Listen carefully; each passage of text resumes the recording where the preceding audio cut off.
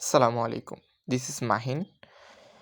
আশা করি সকলে অনেক ভালো আছেন। আলহামদুলিল্লাহ আপনাদের দোয়াতে আমি অনেক ভালো আছি। আজকে আপনাদের জন্য প্রতিদিনের মতো সম্পূর্ণ একটা নিউ ব্লগ নিয়ে চলে এসেছি। তো আপনারা যারা এর আগের ব্লগটা সম্পূর্ণ দেখছেন তারা জানেন যে আমার বাসায় কেউ নাই। তো আমি সম্পূর্ণ একাই স্টে করতেছি বাসায়। তো ওই প্রতিদিনের মতো সকালে ঘুম থেকে উইঠা দেখি প্রায় ৯:০০ র কাছাকাছি ৮:৩০ প্রায় এমন মনে বাজে। তখন উইঠা তারপর হচ্ছে ১ম এ হচ্ছে নিজের বেডটাকে একটু গুছাই নিলাম। যতটুকু পারি ততটুকুই করে নিলাম। তো এই তো দেখতেই পাচ্ছেন কি সুন্দর করে গুছাই নিলাম। আলহামদুলিল্লাহ আমার কাছে অনেক ভালো লাগতেছে। তারপর একটু পড়াশোনা করছিলাম। ওই বইগুলা সুন্দর করে রেখে দিলাম। রাত্রে অগোছালো ছিল। তো আর এই যে আমার শখের ব্যাম্বু ট্রি গুলা আপনাদেরকে একটু দেখাইলাম।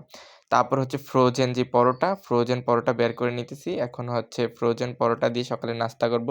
এর ফাঁকে হচ্ছে আমি ফ্রেশ হইছি। ফ্রেশ হয়ে তারপর হচ্ছে পরোটাগুলাকে ছেঁকার জন্য চলে আসছি।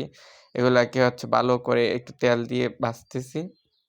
তো পরোটা দিয়ে হচ্ছে আপনার আগের ডিম তরকারি ছিল ওইটা দিয়ে পরোটা খাবো।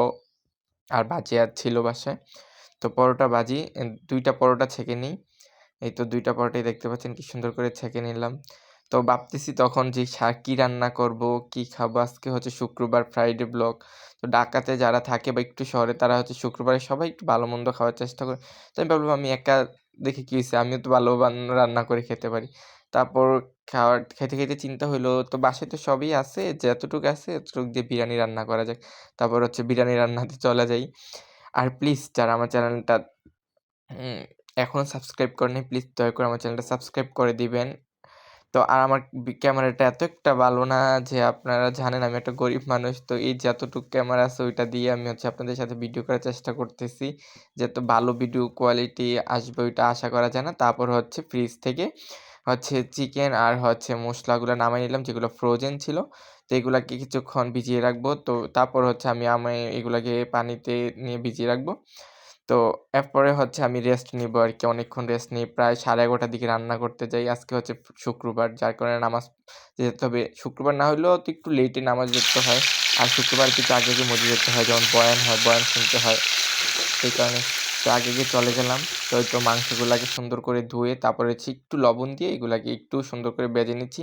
ব্রয়লার তাই। কারণ হচ্ছে অন্য মুরগি হইলে সমস্যা নেই। ব্রয়লারটা একটু গন্ধ আসে যার কারণে এটাকে একটু ভেজে নিলাম। তারপর হচ্ছে আমি বিরিয়ানির সাথে আলু দিব তো আলু দেওয়ার জন্য আলুগুলা কাটতেছি। আলুগুলাকে ৮ পিস করে নিছি। এখানে ২ টা আলু দিছি। দিয়ে সুন্দর করে এখন হচ্ছে আপনার ওইগুলাকে একদম ইয়া যেমন আমরা খাই ফ্রেঞ্চ ফ্রাইয়ের মতো করে একদম ভালো করে ভেজে নিবো। তো এখন এইগুলা থাকুক। এই আলু বসানোর ফাঁকে আবার কি করছি পেঁয়াজগুলা কাটছি। একা তো যতটুকু সম্ভব পেঁয়াজ কেটে নিছি। তো এইভাবেই চলতেছে আরকি দিন।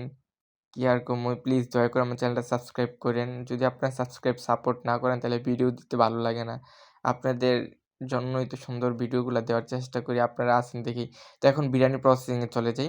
এখানে হচ্ছে ২ টা এলাচ, ১ টা তেজপাতা, ২-৩ টা হচ্ছে অ্যা লবঙ্গ আর হচ্ছে আপনার উম দারচিনি দিয়ে দিছি। তারপর হচ্ছে যে মসলাটা দেখতে পাচ্ছেন দিছি, পেস্ট করা ছিল ওইটা ছিল আদা বাটা, রসুন বাটা, জিরা বাটা, গরম মসলা বাটা, ধনিয়ার গুঁড়া। দিয়ে একটু পানি দিয়ে গুলিয়ে দিয়ে দিছি। সাথে একটু মরিচের গুঁড়া আর এখন হচ্ছে রাঁধুনি বিরিয়ানি মসলাটা দিয়ে দিলাম। এটা ছাড়া তো বিরিয়ানি চলেই না, একদমই জমবে না। তো মাংস আর আলুগুলাকে দিয়ে এগুলাকে অনেকক্ষণ একটু কষাই নিবো, একটু পানি দিয়ে সিদ্ধ করে নিবো। তো এটা ওই দিক দিয়ে রান্না হয়ে গেছে।